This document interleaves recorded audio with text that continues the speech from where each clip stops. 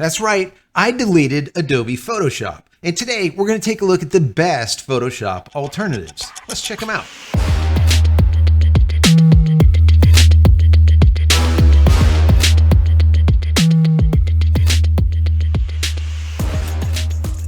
Hey everybody, welcome back to the channel. Thank you so much once again joining me for tea time. Today we have a little bit of fireside. That smokiness, so good. I hope you're joining me with your cup of tea, maybe a cup of coffee, hanging out, talking tech, talking photo, talking video. Today is a photo day.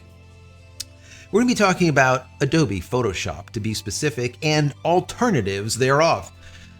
I did a video about last week, maybe a week and a half ago now or so, and I talked about how June 2019, I went cold turkey and I deleted all Adobe products. That is the entire Adobe CC suite of everything. Now, I was using Adobe for 20 plus years. Just to give you an idea. I was with them for a long time, and then they moved into this subscription-based model, and it really kind of pissed me off because I'm not a lease or a rent or a subscription kind of guy. I like to own something, right?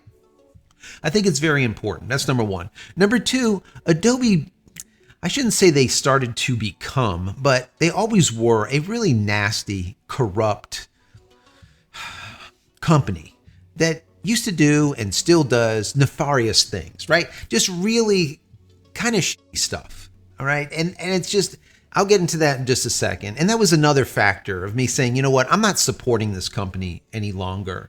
There has to be a means of me doing my professional work, not using Adobe software. And when I went to school for commercial art, advertising design, video production, and all this, they said, listen, if you don't use Adobe product, guess what? You're not going to get a job. You cannot be a professional today without knowing Adobe anything. And I said, you know, this is just crazy. And I'm sure some of you guys are in school right now are experiencing the exact same thing. Your instructor will be like, look, you have to have Adobe experience. If not, you're not going to get a job. And this, while is still a factor today, there's a lot of people that are freelancers that work on their own. And the bottom line is the client doesn't know or care what you use to get to the end goal as long as you get there. So you could use alternatives. And being able to do that is very, let's say, liberating. Okay, there is a freedom to it, to be able to buy a piece of software and use it and then update it or upgrade it at your leisure. You could do it or not. You could continue to use what you bought and paid for forever. In comparison to using Adobe product, which is subscription-based or lease or rent type of model that you pay in perpetuity forever for the rest of your life. Not a fan of that. So once again, I went cold turkey and I created this Life After Adobe Cutting the Cord series. And it did really, really well, where I took everyone on this journey with me. Once again, cutting the cord cold turkey is something that I wanted to do for myself because it forced me to be able to find alternatives and do it quickly because I am a professional. Right? I do professional photo. I do professional video. I do professional authoring. Okay? There's a lot of stuff that I do that I need this type of product. So it forced me to do it, and I took you on this journey, and a lot of people absolutely loved it. And many of you, the 30, 40,000 that watched that video said, listen, we want you to do a part 2 of it, a updated version to it. And that's what we're starting today. We're going to look at Photoshop today and alternatives, but we're going to look at the other ones like the Premiere as well as Publisher and Illustrator and all the rest of them going forward. All right. Maybe I'll do one a week and we'll kind of mix it in and whatnot. But a lot of you want it, and that's why I'm doing it. So to kind of highlight Adobe and who they are and why I have this animosity towards them and why I will never, ever use any of their products again. I remember in October of 2023, they were found guilty of intellectual property theft, IP, right? Intellectual property theft. And at the time, the courts determined that, yes, Adobe stole the intellectual property from Viatech, was the company, and they had to pay Viatech $33.8 million for that theft. Now, this has been happening for many, many years before, but I don't want to go into all of them, but that's just highlighting that one. Then moving forward, they wanted to, in the same year, buy out Figma.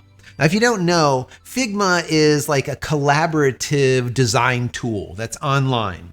Massive, massive base. And the federal government said, no. Adobe, you guys really are a monopoly as it is. If we let you buy Figma, they wanted to buy Figma for $20 billion. That's with a B, $20 billion. You're going to be even more a massive monopoly than you already are. So we're not going to allow it. And at that time, they ended up having to pay Figma for the deal not going through $1 billion. So 2023, moving into 2024, was really not great years for Adobe. They spent $1 billion plus, all right, on lawsuits and paying out for their nastiness. All right. This is something that holds true with Adobe once again for decades. This isn't something new. I'm just highlighting this. Well, last week, something similar happened. Another lawsuit, another filing against Adobe. This time it was from the DOJ, the Department of Justice. What? Yes, they filed a lawsuit against Adobe and two of their executives. And what it was for was like a breach or violation to the Restore Online Shoppers Confidence Act, right? They call it the ROSCA. Now, what do they say here? According to a complaint filed by the DOJ or the Department of Justice, the defendant, Adobe plus executives, have systemically violated the Restore Online Shopper Confidence Act by using fine print and inconspicuous hyperlinks to hide important information about Adobe's subscription plans, including about hefty early termination fee that customers may be charged when they cancel their subscription. The complaint alleges that for years, Adobe has profited from this hidden fee, misleading customers about the true cost of a subscription and ambushing them with the fee when they try to cancel, wielding the fee as a powerful retention tool. Now, when I did go cold turkey and deleted all of the Adobe CC suite off my computer, everything Adobe was deleted at the time, I ended up showing or actually recording them as I went through this process. And the process took forever. Half an hour plus. And that was after me trying to do it online. I ended up having to get a representative on the phone.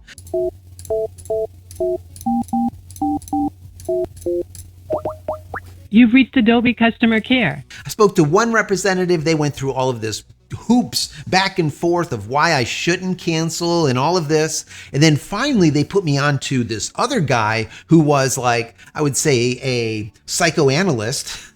Okay, like a used car salesman that was literally forcing me basically to keep this subscription. And he was going to give me like 3 months free and reduce the price 50% for a year and all kinds of other stuff, just so I wouldn't leave.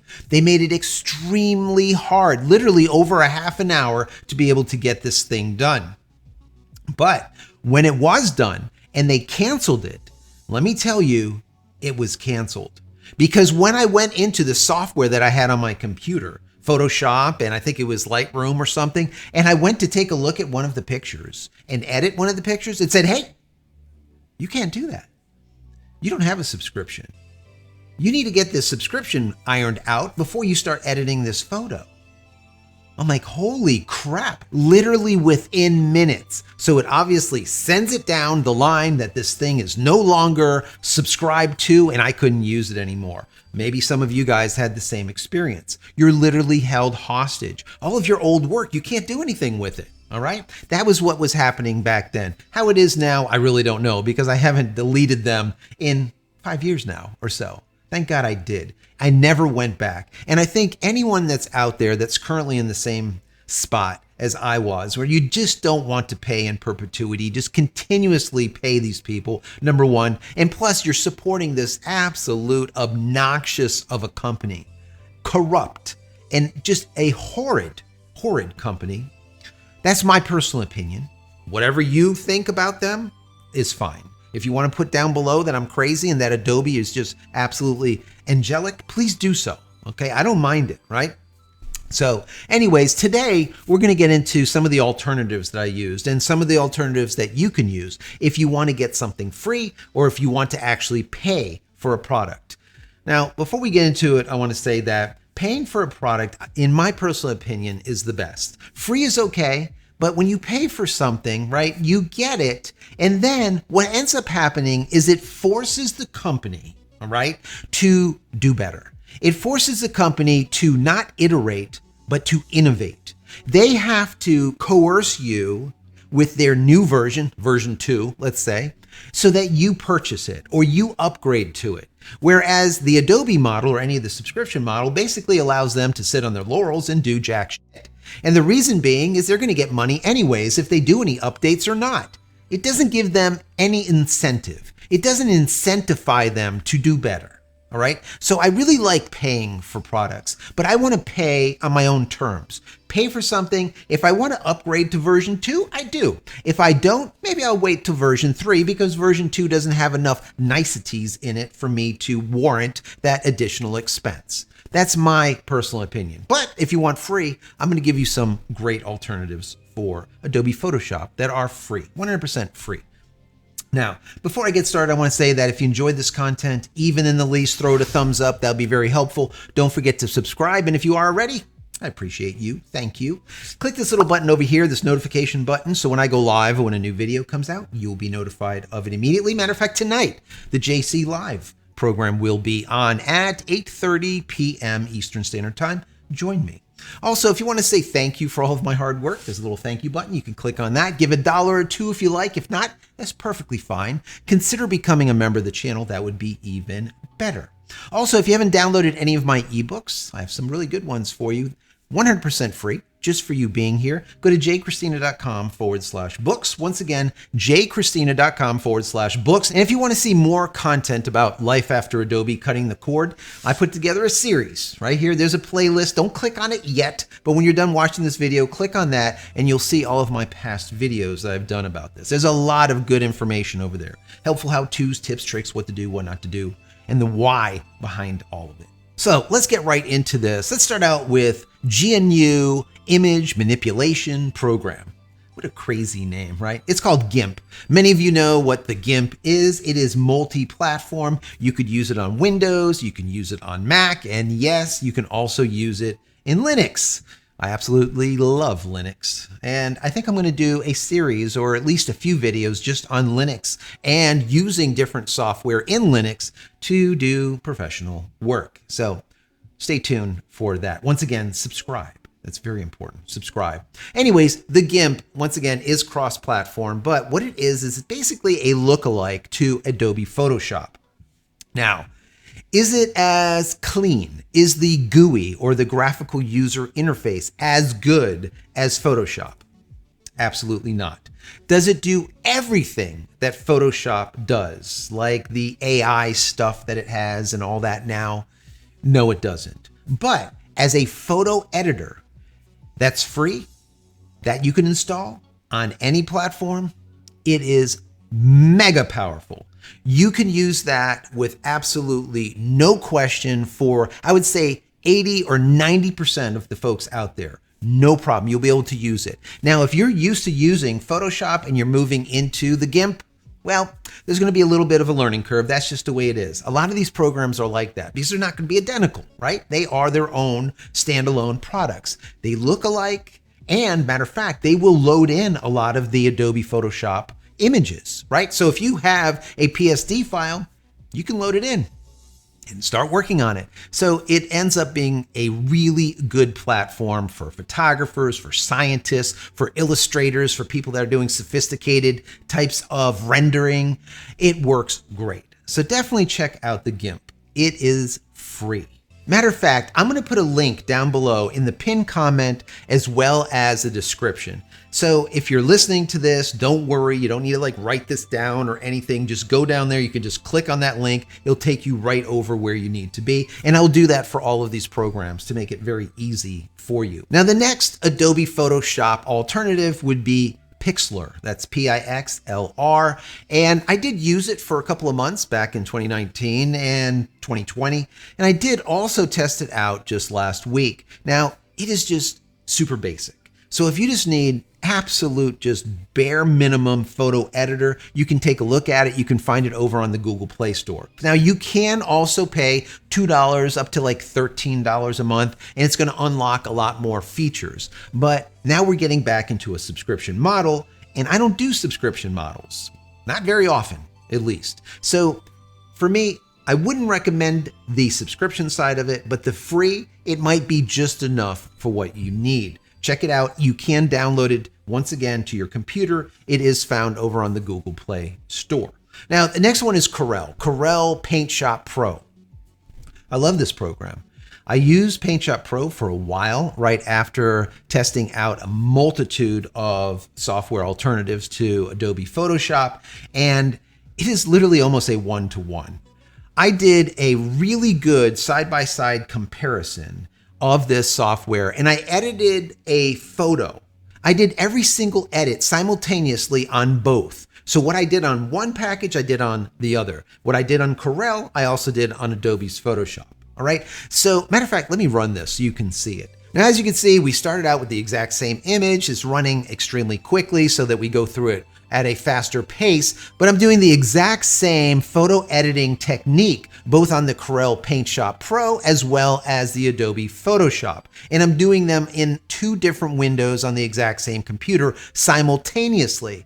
As you can see, the editing procedure is identical. And the tools might be a little bit different, or the icon might be a little bit different in a different spot or whatever, but the end result is turning out to be the same. Now, I know most of you watching that would be absolutely surprised to what you saw because it was identical and the final output was identical, and everything or every process that was done literally side by side was not really the big difference. So looking at this and knowing that there is an alternative that will produce the exact same end result, even though it might be slightly different getting there, once again, getting from point A to point Z, how you get there really doesn't matter, and the client doesn't need to know. But even with this, the tools are even very similar. Now, I was hired by them to put together this little short, all right? Just to be 100% upfront. Because I was using their software, they saw that I was using it, and they said, well, you're doing some great work. Can you put together this little side-by-side? I said, yeah, let me go ahead and do it. So that was actually shot for them so they can use that in one of their promotions back then. Now, the cost. Right? That's always the important thing. The cost is like $79. Let's call it $80 for the software. And you buy it outright. You're not paying in perpetuity. You won't cancel your subscription down the road and now all of a sudden you can't edit with the software anymore because you don't own it. You're renting it, right? It's yours, $80. Matter of fact, right now I looked online, they had like a 35% off or something, and it was like $52, I think. Now, just to be clear, I am not an affiliate with Corel. I don't get any kickbacks if you go and buy their software or anything like that, or any of the software that I am telling you about today, I do not get anything for. So once again, if you want to contribute to the channel or thank me for all the work that I do, there is that thank you button that you can click on, but that's completely up to you. I don't get anything for telling you about this. Now, because I think unbiased is very important. And if there is something that I am promoting, I'm going to tell you that I'm promoting it and I'm getting paid for it. So as a Photoshop alternative that you can buy and install on your computer, it's probably one of the best. One of the best. There is another one that I'll tell you about in just a minute. Now, before we get into that one, let me just say there are some freebies out there. And a lot of you love freebies. And one of them is called Krita. That's Krita.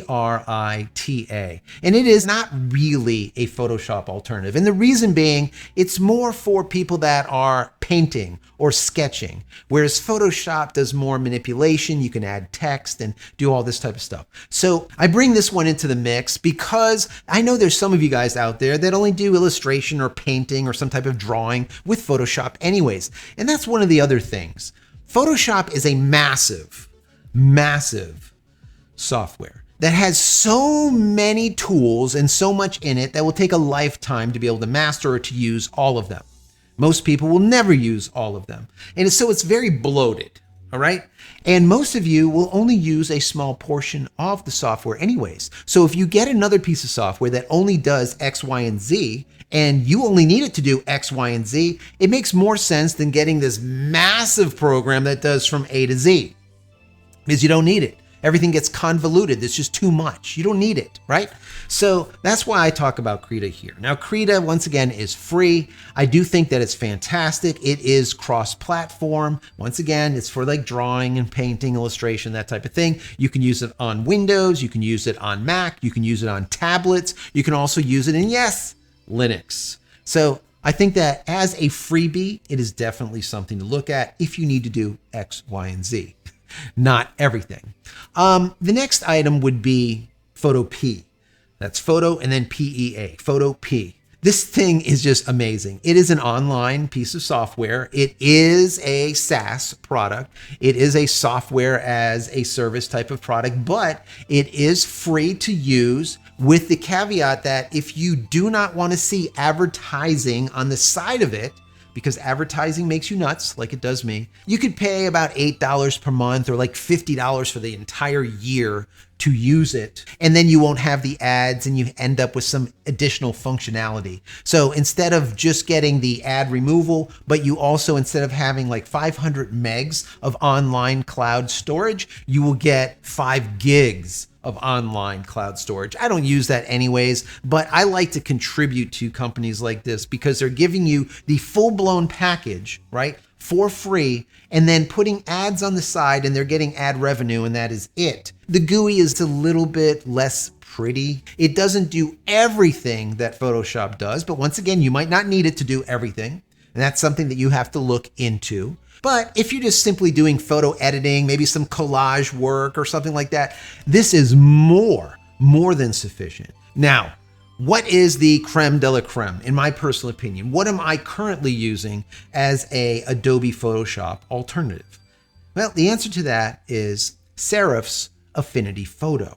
I absolutely love this software. I've used it since the very beginning, and I'm still using it today. Now, I have all the other pieces of software on my computer because I like to go over them and see what has changed and download and install like updates to see if there's something new that I can tell you guys about. But for my professional work, I am using Affinity Photo.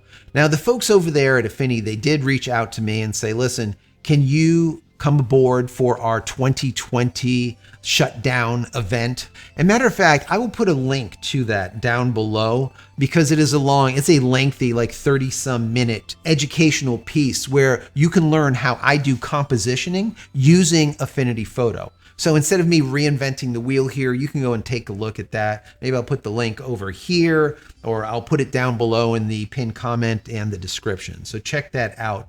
But this is a 100% fully loaded photo editor. I would say Affinity Photo is 90 to maybe 95% of what Adobe Photoshop is or can do.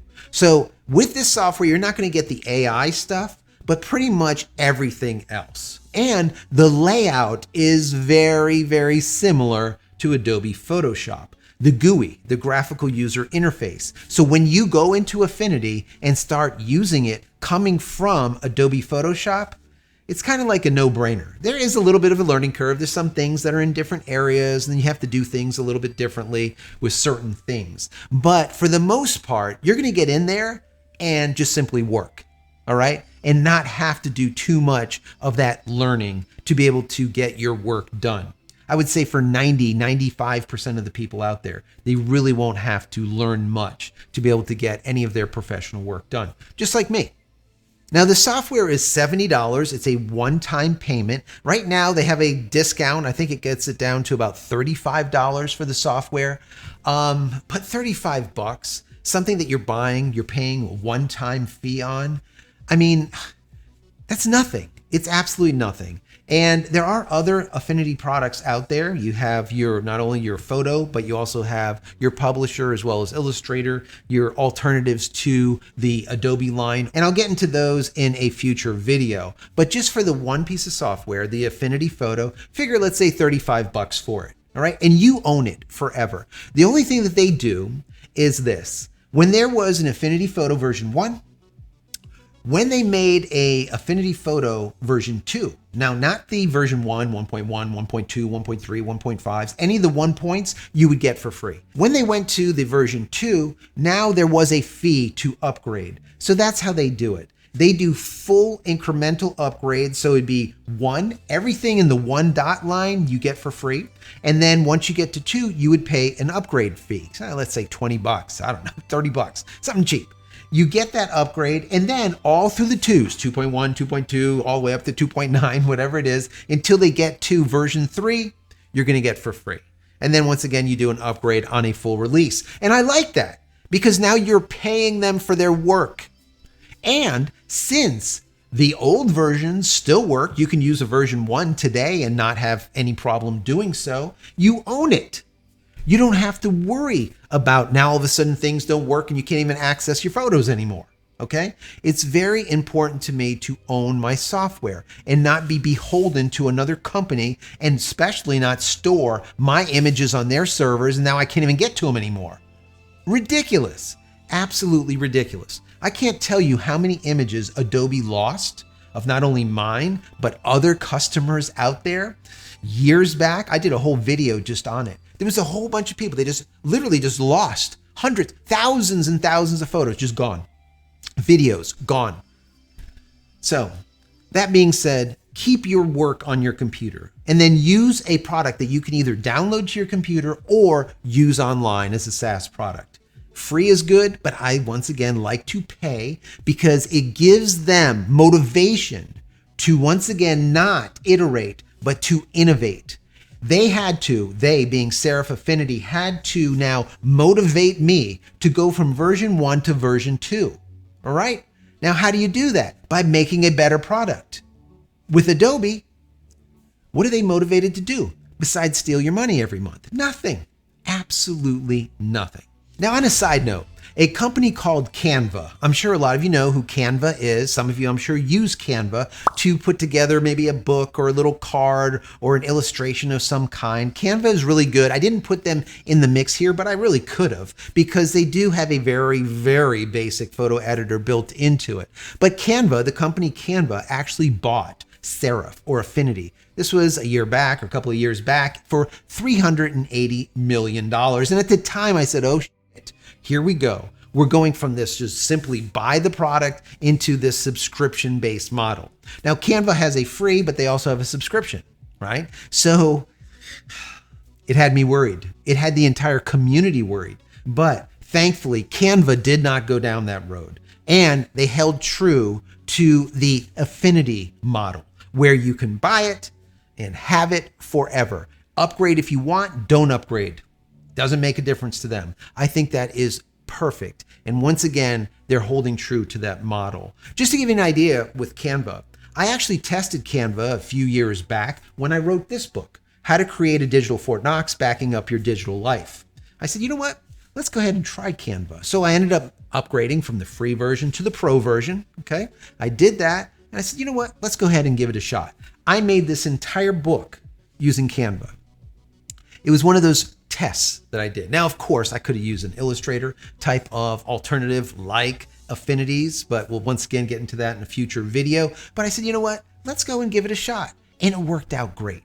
The book came out great. It was very easy to do. It was very easy to manipulate things. And that's why people use Canva. And that's why they pay for Canva. Now, just a couple of honorable mentions. I would have to say Acorn and Pixelmator. Really good photo editors, but the caveat here is only for Mac users. So if you want to check those out, I'll put once again the links down below. Check them out and see if they're good enough for you. Acorn and Pixelmator Pro. To sum things up, if you're looking for a free Adobe Photoshop alternative, the Gimp is a really good piece of software that you install on your computer. Now, if you're looking for an online product that is also free, that you don't need to install anything on your computer, I would say Photopea is for you. Photopea is excellent, absolutely excellent. And once again, there is no hard drive space required, or next to none.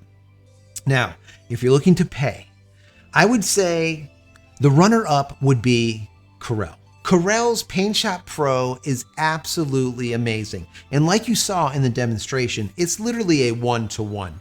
The final product, you wouldn't even know if you edited on the Adobe product or if you edited on the Corel product, and the process of doing so is next to identical.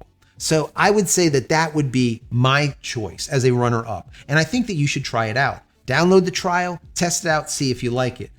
Also, check out the Affinity. That's the one that I'm using, Affinity Photo. Once again, download a trial, test it out before you buy anything, see if it's something that you like. Literally, the price are pretty much identical. $50, right? The other one, the Affinity, is like $35 right now. It's on sale. Normally it's like $70. So let's just round it off. Let's just say $50. All right. very cheap. And once again, you own it. So for me, it would be Affinity Photo as being number one. Anyways, guys, I want to know what you think. What are you using as a Photoshop alternative? Are you still using Adobe Photoshop? Are you looking to get away from Adobe Photoshop? Are you sick and tired of Adobe's nasty practices? Are you tired that they basically own your content just by you uploading it into their cloud? Even in one of their most recent TOSs or terms of service, they said, listen, we're going to use your images, your videos, your whatever to help our AI learn. And that's it. And the only way to go forward and actually edit whatever you're doing, you had to hit agree at that moment. If you didn't hit agree, you couldn't edit anymore with the Adobe software. They got you by the short hairs. Once again, if you're sick of it, let me know down below in the comments area. Do you think that doing this Life After Adobe Cutting the Cord series is helpful? Do you want me to do more of it? Down below, let me know. I think that for me, it is very, very important. Very, very important, because freedom to me is more important than anything. And I want to have the freedom to be able to use a piece of software after I purchase it in perpetuity, right? I don't want to pay forever for a lease and then later on, once I stop paying, I can't use it anymore. I don't want that, right? I know that's where the world is going. They want you to rent everything. They want you to lease everything. They don't want you to own anything, and they want you to eat the bugs. I don't want to eat the bugs, and I want to own.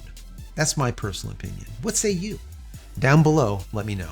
Anyways, if you enjoyed the content, throw it a big thumbs up. That would be very helpful. Don't forget to subscribe if you're not already. And finally, head over to my website, JCristina.com, where you can find all the photography tools I've invented for you and me over the many years. And hopefully there's something there that you might like. Take a look at my merch, my teas, my book, everything else. Pick something up, help support me and my family. Many blessings to you and your family. Stay safe, stay healthy, stay connected, and we'll see you in the next one. Love you all.